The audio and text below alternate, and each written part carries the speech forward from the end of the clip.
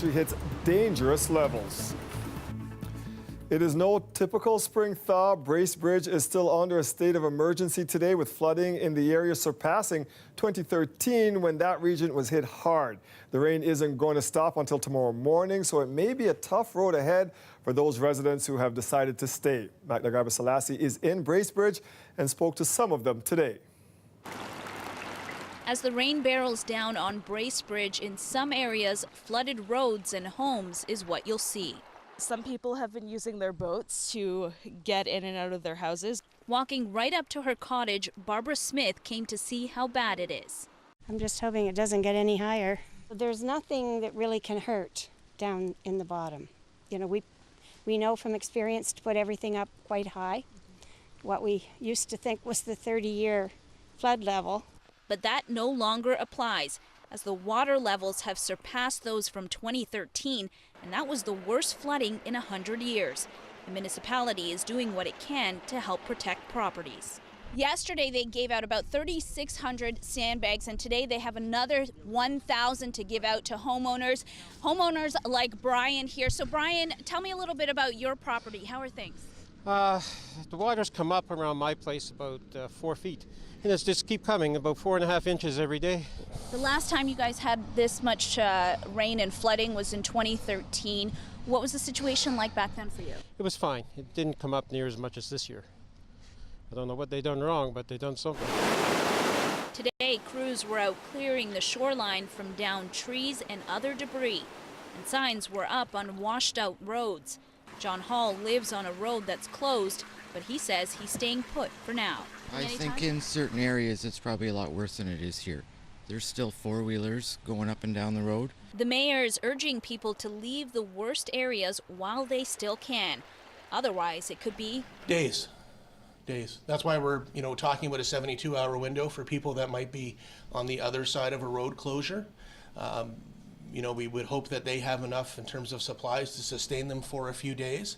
As it keeps on raining here, the water levels are expected to continue to rise, and that means the state of emergency remains in place.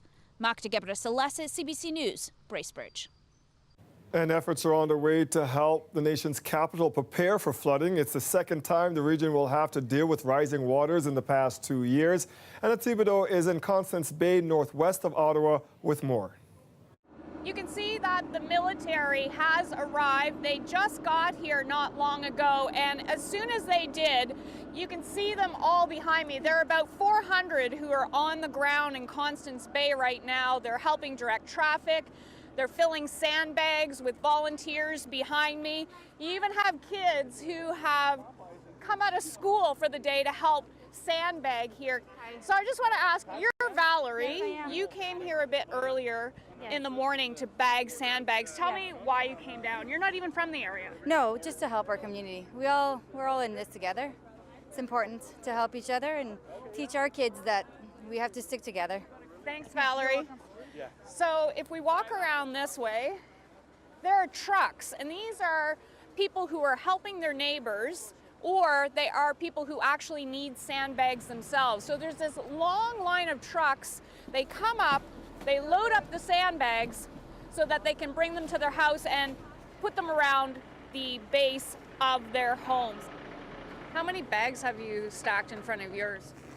Honestly, I can't even tell you. There's hundreds. I know a lot of people have it a lot worse than us, though. So it's those people you want to really help right now.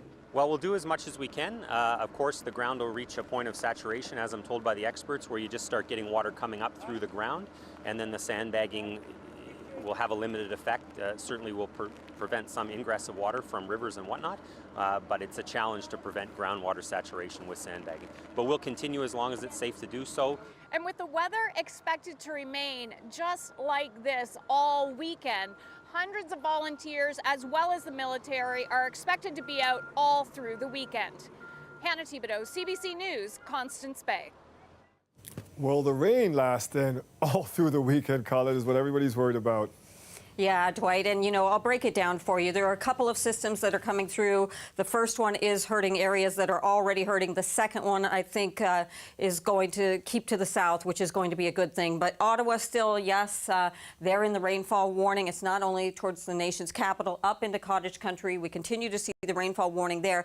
Now, I do want to caution you that 30 to 50 millimeters, that's total. That's from what came last night, today, and into tonight before, and you're reading this correctly, if you're reading this, yeah, before turning over to snow. Light accumulations, only a centimeter, maybe 2, but it is going to turn over to snow as well. A few other things going on. Let me just go ahead and show you what's kind of happening in terms of what's happening with the rainfall. So yes, we're getting another dose that's coming through the GTA, a bit of a break, and then there's the rain that's heavier here up into this area that doesn't need it. But the other thing that's going to be happening, okay, the temperature drops off, we get into some of this lighter snow, but even though the temperature's dropping off and changing the precipitation, the ground, as was mentioned in that piece, it's quite saturated in many cases. So you take a ground that's saturated and the trees that are there and their root systems, and those getting vulnerable because they are so saturated. And then what happens is if you have strong winds, you start to see some of the trees coming down. And we have 2 systems rolling through. I mentioned this next one should stay mostly to the south. I'm going to talk about it actually more and how it'll affect the GTA later in the show. But I just want to show you how strong some of these winds are going to be, not just for the city, but up here into the vulnerable areas with gusts over 60 kilometers an hour. So that's going to be another area we have to watch, is what's going to happen with those winds coming in there, Dwight. And we appreciate you watching them for us. Thank you, Colette. You got it.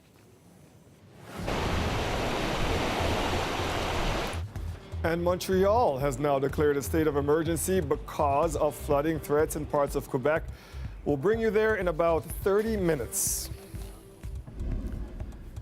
This is a big night for Jays fans. Their highly anticipated new slugger, Vlad Guerrero Jr., makes his debut in about an hour from now. Ali Chiasson joins us live from Rogers Center. And Ali, a lot of pressure for a guy just beginning his big league career.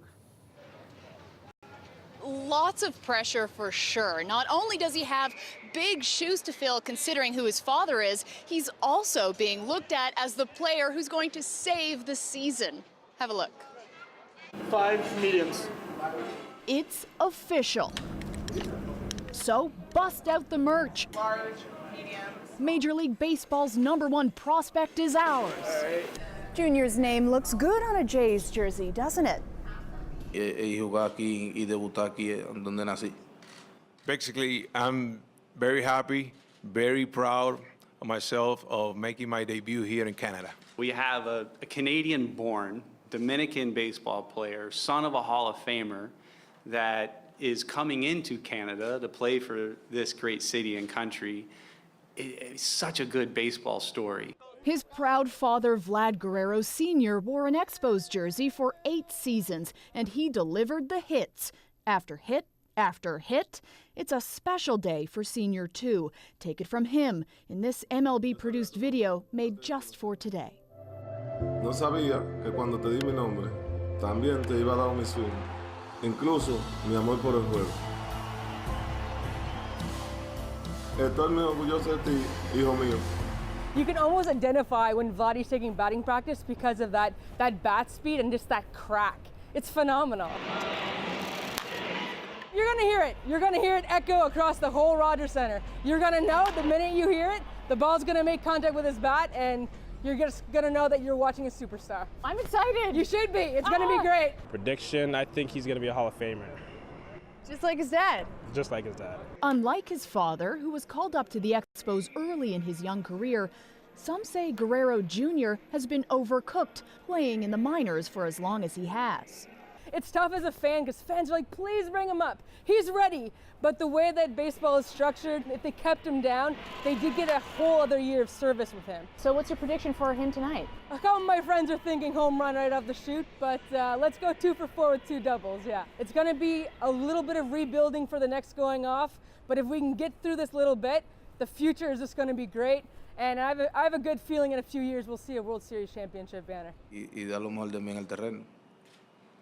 I'm just going to come here. I'm going to play hard, give my 100% for the team, help the team win, and whatever happens, happens.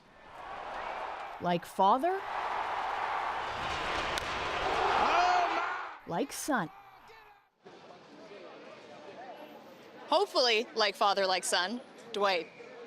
Lots of Guerrero's family have come to Toronto for tonight, including Vlad Sr. How is he feeling ahead of his son's big first game? I think one word sums it up: proud. Have a listen. He was born in Canada, in Montreal.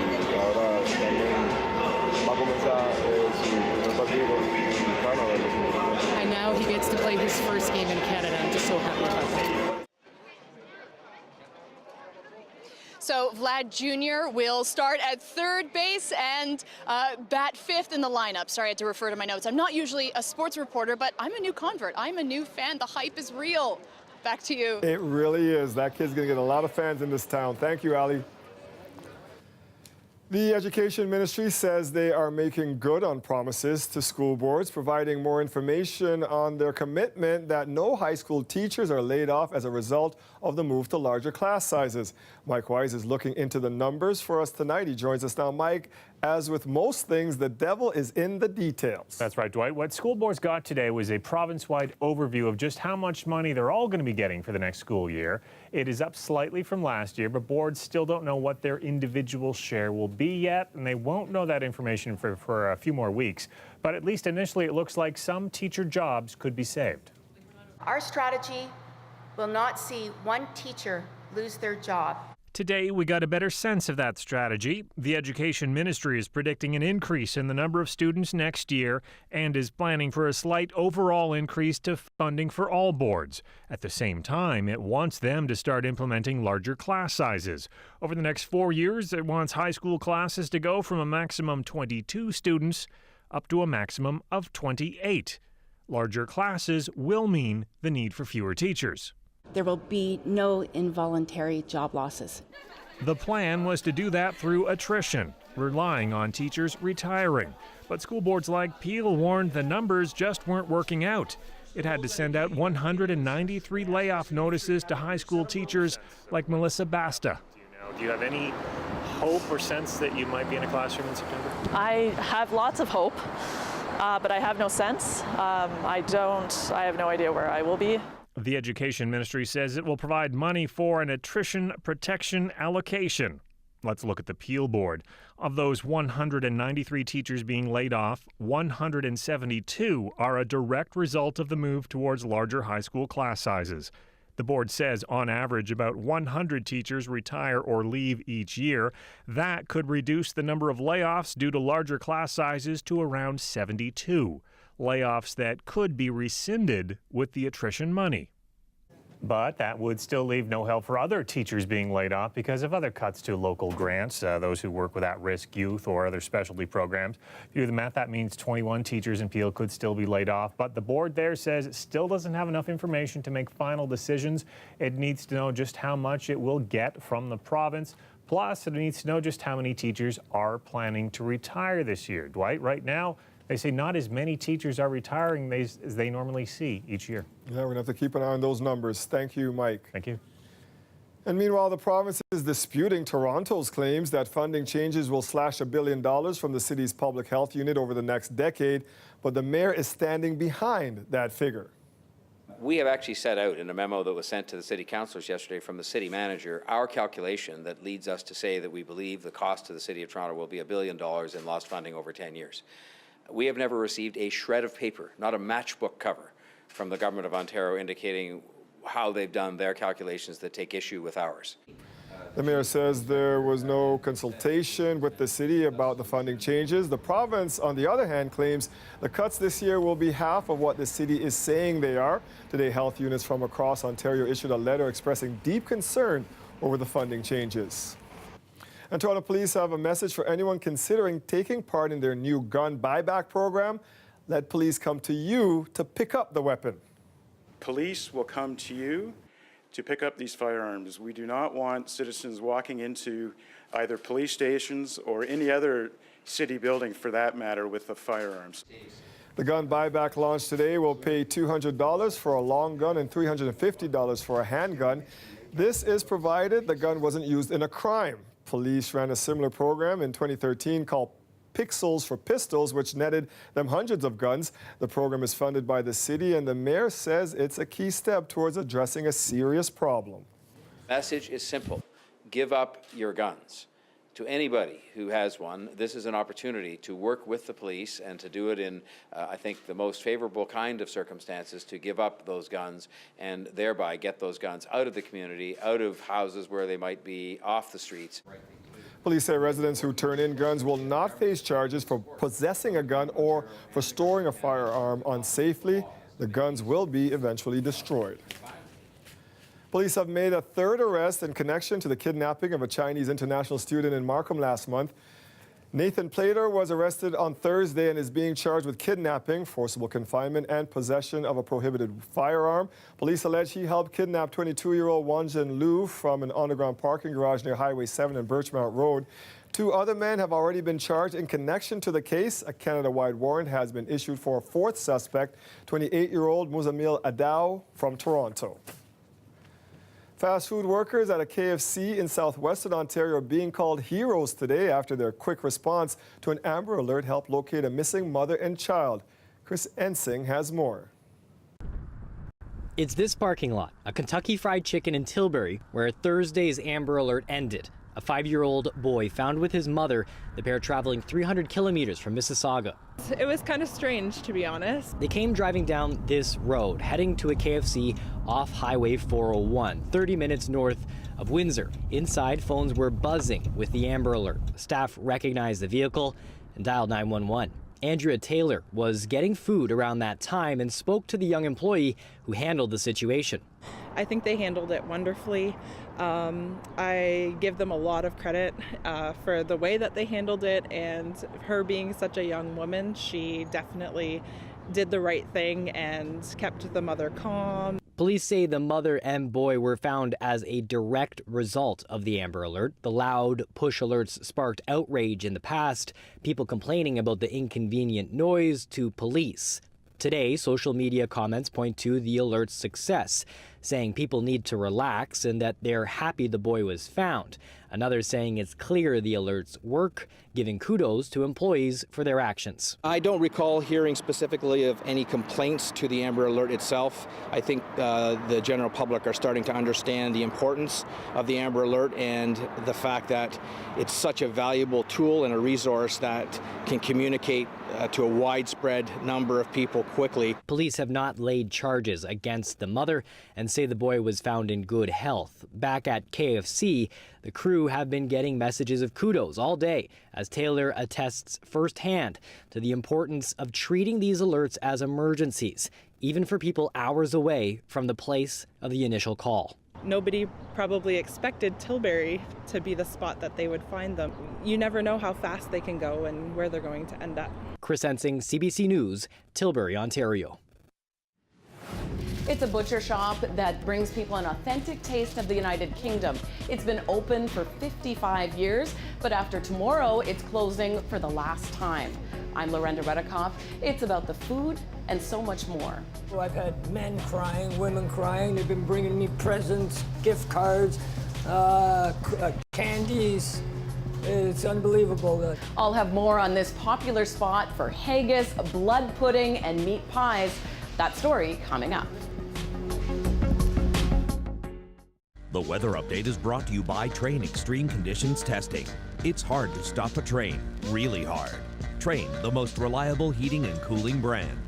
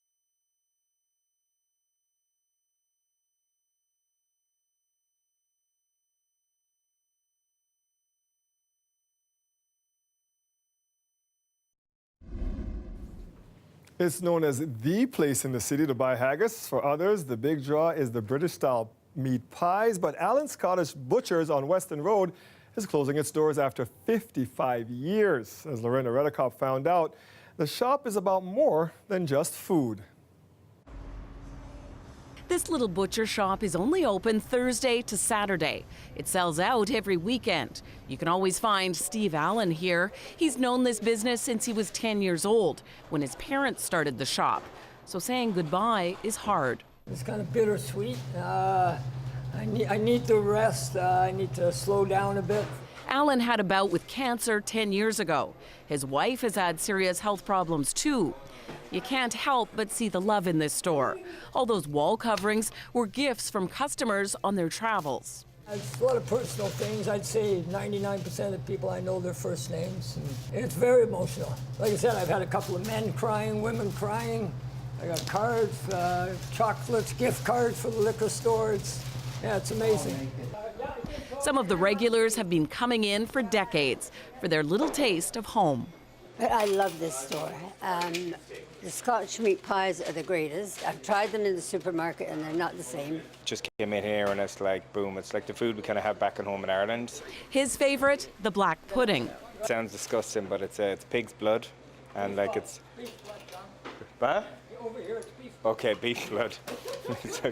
So it's blood anyways and it's mixed with rice and stuff, but it's nice, yeah. And when customers have ringtones like this, no question they have Scottish roots. The best haggis in the city. You're gonna miss it. Gonna miss it. Along with the haggis, this is the most popular item, the steak pies. But you're out of luck. These are all spoken for already. But Steve Allen has been giving out his cell phone number to customers for wholesale orders. And a plan is also in the works to sell the products in other stores. I couldn't retire. I feel I'm too young to retire. My mom and dad both worked till they were 81. But it's time to cut back those 60-hour work weeks. I haven't had a weekend off in 45 years, so I got grandkids. I can go watch them play soccer and just relaxing. And if I don't feel good, I don't have to go to work. Lorena Redekop, CBC News, Toronto. Really great knowing you. I'm Natalie Nanowski. Toronto is home to Canada's largest Sri Lankan community, and tonight hundreds are expected to gather here in Nathan Phillips Square for a candlelight vigil to remember those hundreds who lost their lives in an Easter Sunday bombing in Colombo. I'll be speaking with one of the vigil organizers coming up.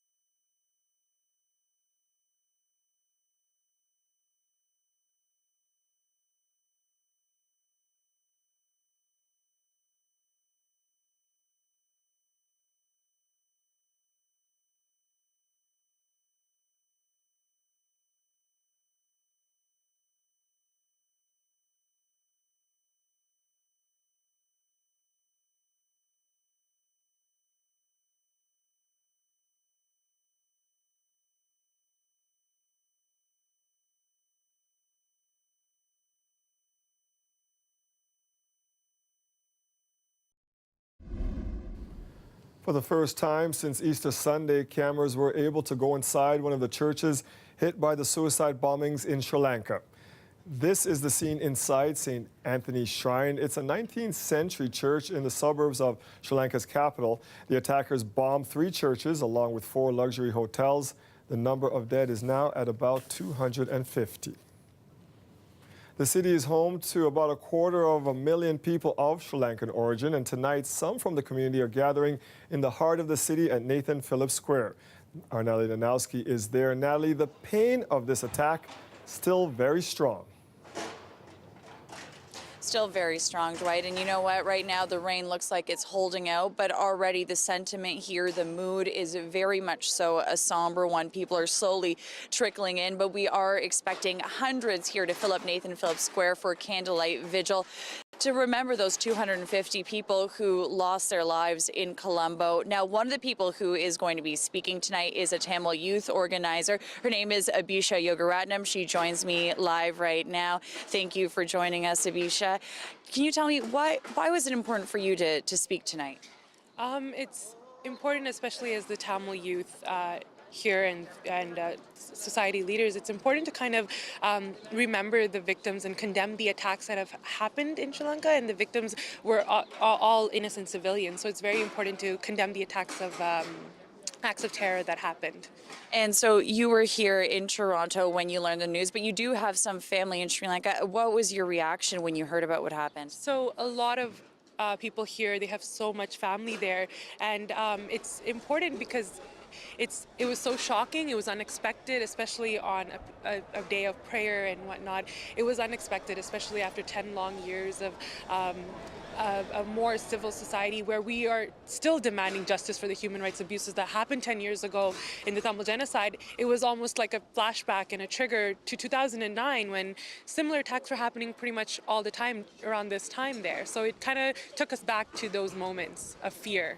And just really quickly right now tonight, we know that there are going to be some prayers. Take us through a little bit about what's going to happen here tonight. So the Tamil community here is just gathering to extend its support to the victims, those who are injured and who had to witness this trauma, and also to condemn these attacks, but also to honor the lives and innocent civilians that are lost. And also, it's very important that we're gathering here today because we want to condemn these attacks from happening because there has already been a lot of ethnic conflicts that have been happening in the island itself. And now that the international community is focusing on Sri Lanka, we have to emphasize that these ethnic conflicts and now religious-based conflicts are ongoing, and we have to condemn them further. Perfect. Thank you so much, Abisha. I'll let you get ready for your speech. So there you have it, Dwight. In about 20 minutes or so, the vigil is going to be underway here. There's going to be flowers. They're going to be laid right at the front, and also a candlelit vigil just at the very end. Dwight, back to you. Thank you, Natalie. After a day of heavy rain in the GTA, residents who live in flood-prone parts of the city are watching the water with a wary eye tonight. Kelda Ewan joins us live now. Kelda, what impact have you seen from all of this rain in the GTA? Well, Dwight, first let's talk about right now. Right now, it's okay. I don't even need my umbrella. But as you can see, there is a big puddle behind me. And just driving here, I saw a couple cars go through some pretty big puddles. But other than that, the rain hasn't been too heavy. It's been coming down in spurts, actually. The heaviest was this morning, which made for a messy morning commute in some parts of the GTA, particularly along the lakeshore. The Toronto and Region Conservation Authority is closely monitoring the levels. They want to reassure residents, though, not to worry. They say this is typical of a spring day in April, and flooding is not a concern because we aren't getting a lot of rain within a short period of time. I spoke to Rahana Rajabali earlier. She's the manager of flood risk at the Toronto and Region Conservation Authority. Our primary concern with our watershed condition statement is just for water safety. We want to remind people to keep themselves, their children, and their pets well away from rivers and streams. There'll be slippery banks, you will have cold water and fast-flowing water, so it's the time to pick a different day for a paddle. Now, Kelda, flooding was a big concern in years past on the islands and also in parts of North York. You spoke to some residents in the Jane and Wilson area today who don't want a repeat of what happened there last year.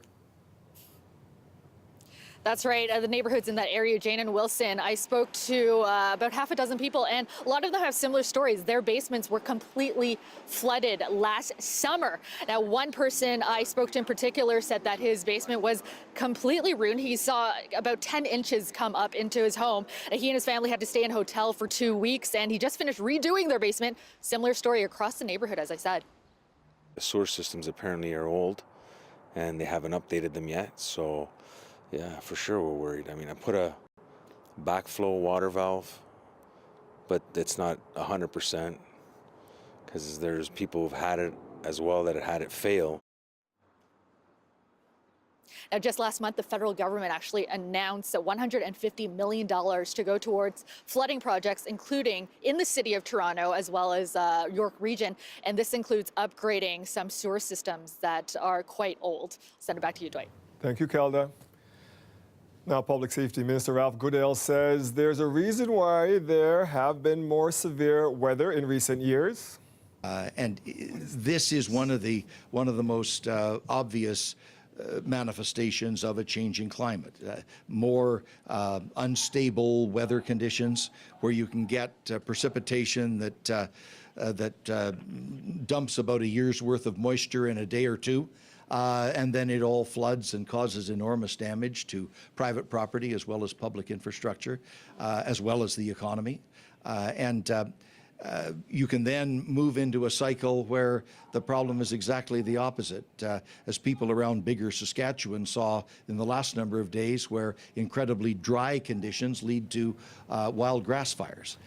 The Ontario government has asked for federal help, and Goodale says the province has his support. The minister is in charge of deploying the Army, which is helping with the response across the country. The City of Montreal has declared a state of emergency because of the threat of flooding in several areas. That allows the city to order mandatory evacuations. Now, Quebec authorities say they're confident that the Belle Falls Dam in the Western Laurentians will withstand higher than normal river levels. But Jayla Birdstein is at the dam, and she has that part of the story for us now. If you just take a look at La Rivière Rouge beside me, you can see how fast it's moving. This is by no means normal for this river. It's normally quite a bit calmer. We're just downriver right now from the hydroelectric dam, and officials say that dam, back when it was built in 1950, it was constructed to handle a maximum of the river flowing at 1,000 cubic meters per second. We have now surpassed that level, and that's why they're concerned. They just don't know how the dam will hold up under these conditions, so they're keeping a close eye on things. Officials told me that last night they are actually able to install a camera and sensors. We can see if the installation have a problem, so we can move fast. Is someone watching 24 hours, 7 days a week, all the time? Yes, all the time, 24 hours, yes. Now, 75 residents have been evacuated from their homes. Because this is a wooded, remote area, some people actually had to be flown out by a helicopter. Officials say now police are mostly just keeping an eye on things, making sure that none of those empty homes are looted. Our main focus today is to check all those residents to see if someone's there, to let them know that they have to evacuate, and to check if any damages are done to the residents. Also with our partners to determine where is the water at right now. So today our main focus is revisiting all the residents that we did last night. Authorities say they don't believe that the dam will fail. They believe that it'll remain stable and stay fast, but they don't want to take any risks. Jayla Bernstein, CBC News, Grenville-sur-la-Rouge. It's all we've been talking about for days now, Colette, and we continue to talk about this rain. Yeah, and we do have more into the weekend. Two different systems, the one that's impacting us right now, and then another one that's going to come, but it's going to give cottage country a bit of a break. So your headlines as we're going into this weekend, winds are going to be a factor, as I was talking about earlier in the show, and those winds where we have root systems that are vulnerable now because the saturated ground could bring down some more trees. Risk of flurries, that's got to be a big headline. Yes, we have the chance of even seeing some flurries into the GTA. just a slim chance.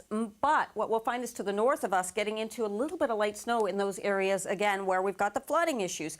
And then temperatures, they're going to be running on the cool side. Not the greatest headlines as we go Friday into the weekend. Right now, it's 9 degrees here in Toronto. Hamilton, you're experiencing 9 degrees too. And this is the outlook. So still some showers possible tonight. But as the temperature falls off and we get on the backside of the system, you're going to notice that up towards these areas here, as we get towards Georgian Bay, it turns into a little bit of light snow. Now, accumulations look like maybe a centimeter or so, but because of the cooler temperatures there and still a little moisture left behind, that's what's going to be happening. We could just get tagged tomorrow morning in the GTA by a few of those flurries, and that's all I'm talking about. Okay, system number 2, this is the one that will be entering southwestern Ontario. It's going to mostly have an impact on Lake Erie and those on the North Shore, but over here towards the Golden Horseshoe, it does mean some light snow possible, and again, the risk that Sunday we could be seeing the odd flurry making their way into the city. It's unlikely. It mostly looks like it's going to be staying to the south of us. What we can't avoid are going to be the winds. So those winds strong from the west, some of those gusts over 50, even 60 kilometers an hour. Those will ease, though, by Saturday night. So what I'm seeing for us through the overnight, that slight chance of getting a bit of a wintry mix in here with these temperatures so close to freezing or at freezing, as you saw. Tomorrow, I do think we'll have more cloud cover in the morning hours, and then we should get into some sunny breaks or more sunshine in the afternoon. So it's actually not a bad day, just a little bit breezy for Saturday, and then Sunday, that chance of seeing a little bit of morning rain, and then the next system comes in. But you see what I mean by kind of cool until we get to about Tuesday before things start to rebound a little bit, Dwight? Yeah, we need that rebound. Thanks, Colette. We all do, yeah. Cricket may not be as popular as baseball or hockey in Canada, but it is growing in popularity here in our city. I hosted the Mayor's School Cricket Awards ceremony today. Got a few pointers from some of the city's young cricketers. When you're bowling, you want to make sure you're holding with 3 hands, not extra fingers. And this finger has to be out of the way. Yeah. In like this? Yep.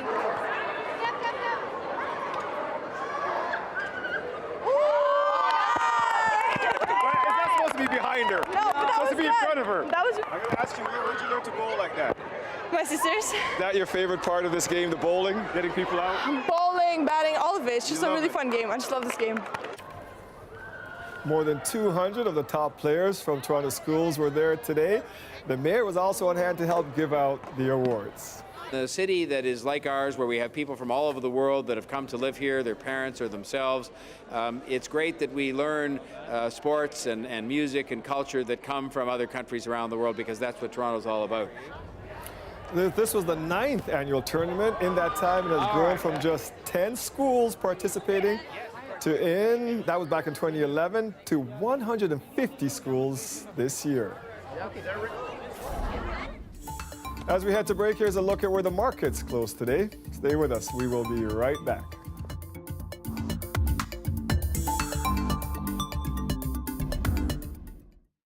This market update is brought to you by SSQ Insurance, reminding you that stronger communities make every person stronger.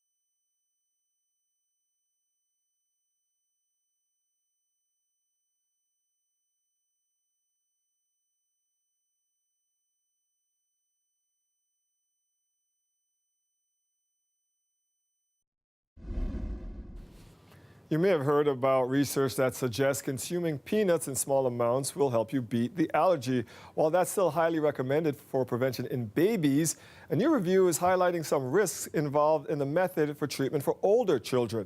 Christine Birak explains. Scott Wade never thought he'd do this.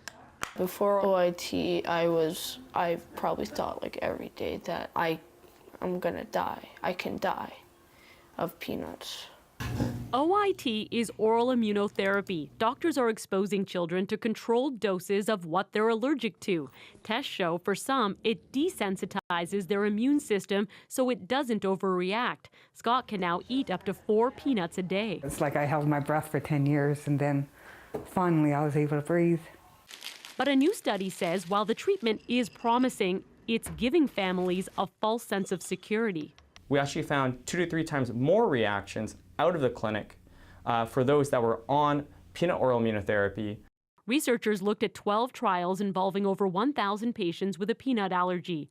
While there were no deaths, those who underwent oral immunotherapy had more allergic and anaphylactic reactions than those who just avoided peanuts or took a placebo. It's not entirely clear why, but it appears peanut protection can be broken by simple things like taking the dose on an empty stomach, exercising too soon after the treatment, or even catching a cold.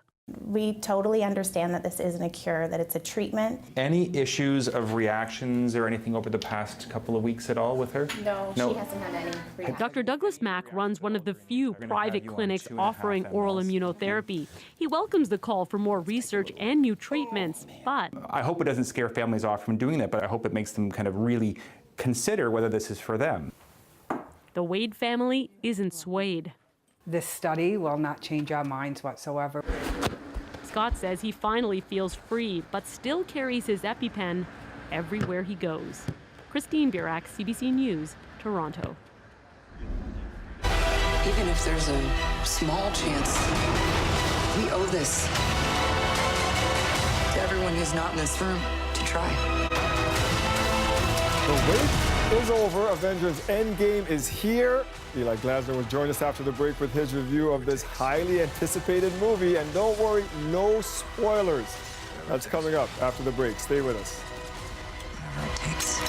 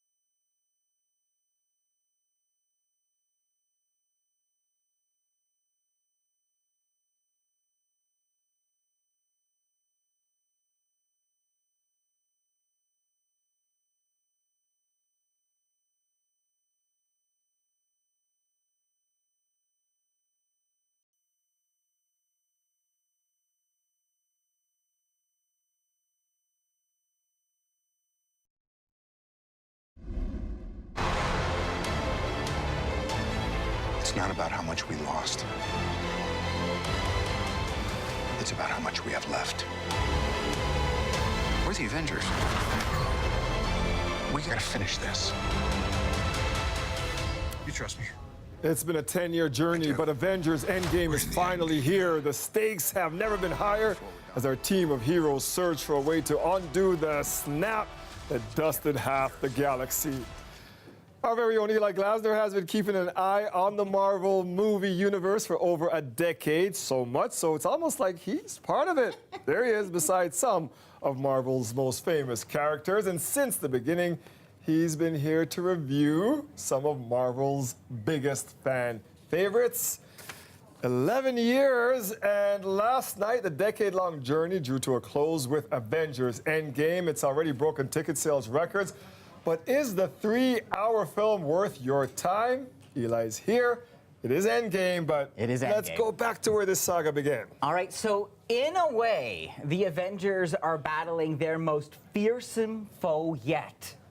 Failure. Just to recap, evil green, purple evil guy, you know, got the magic power glove thing and went, oh, I'm gonna get half of you, disappear, and, you know, he got his wish. But if you want a slightly more sophisticated summary, let's go to Black Widow, bringing us up to speed.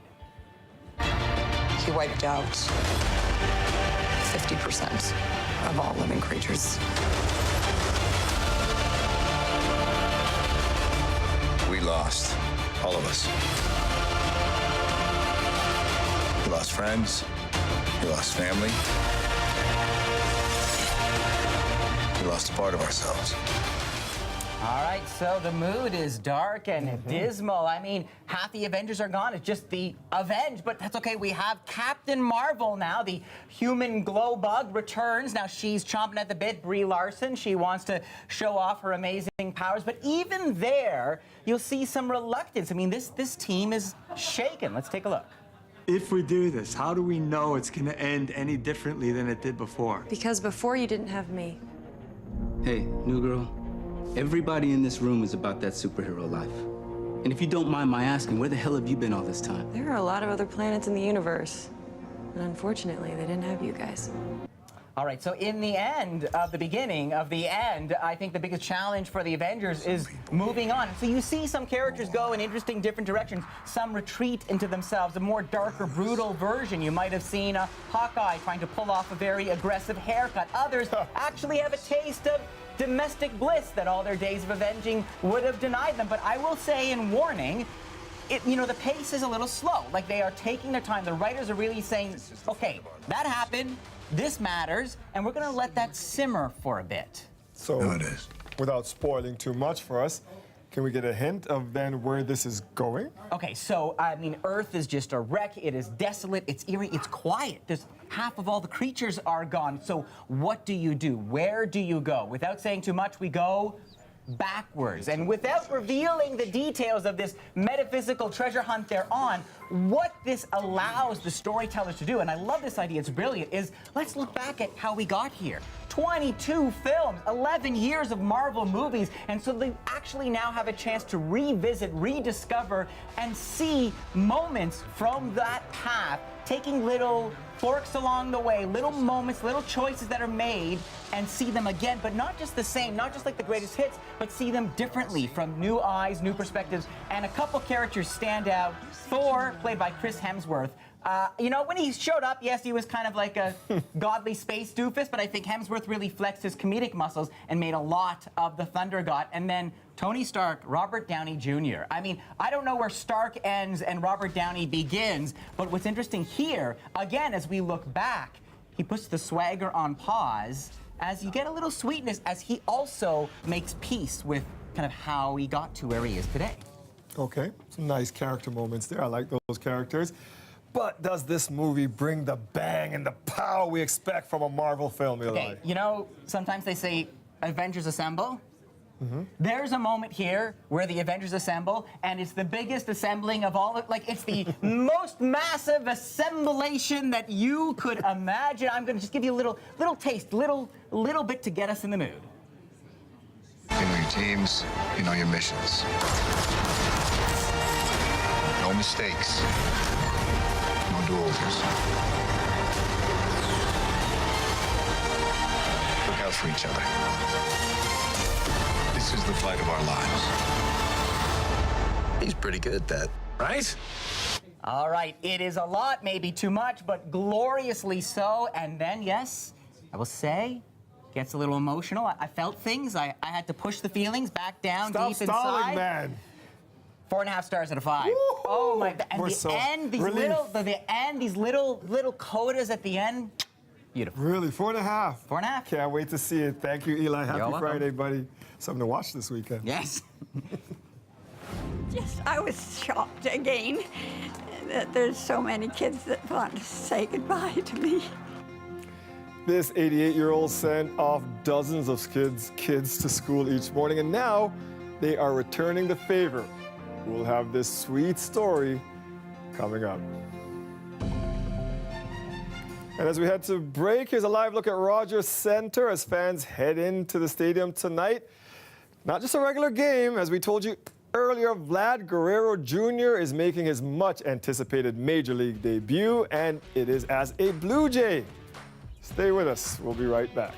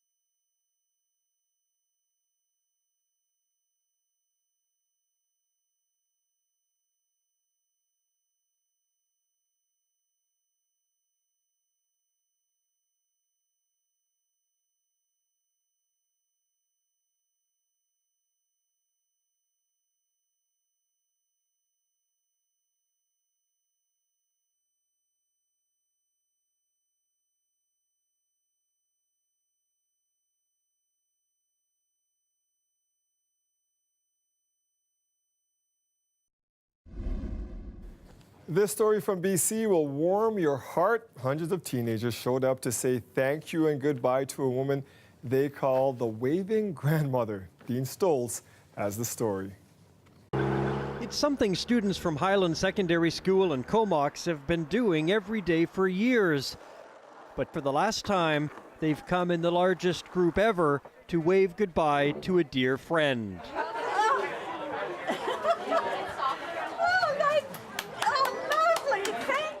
Tinny Davidson is now 88 years old, but around 2007, when she and her husband moved into the home on Guthrie Road near Highland, they just started waving to the students every day, and the students began waving back.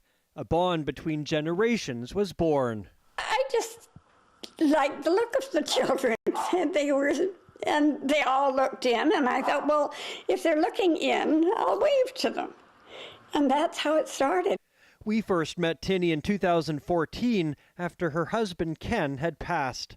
By then, the bond between Tinny and the students was so strong, they even held a Valentine's Day assembly in her honor. I'm overwhelmed by it all. It's just... hundreds of students come to say a final goodbye to Tinny before she moves into an independent living facility.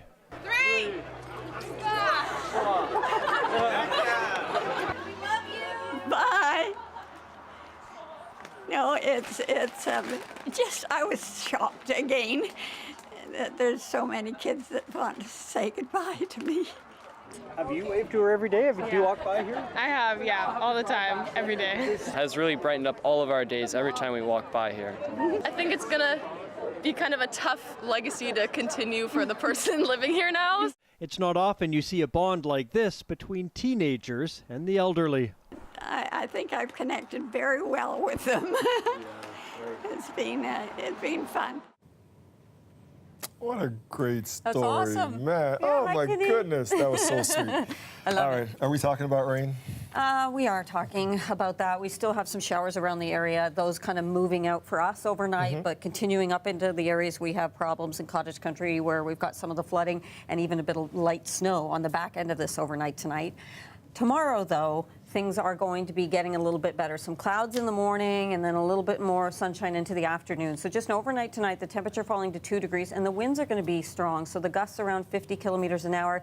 And even tomorrow, we're going to find those winds gusty. So, hey, 9 degrees, it's going to feel maybe a little bit cooler than that, but it's not a bad day. It's just that temperatures aren't where they should be at this time of year. No, like it should be 14. We want our 14. I think I even saw some snowflakes in that graphic. Yeah, there. there's a little mix, just a little mix possible. Light snow to the north. That's it for tonight. This should warm you up a bit. The boys of summer are here. Thank you for watching. Leave you with a look at Rogers Center. Vlad Guerrero debut tonight. Go Jays, go.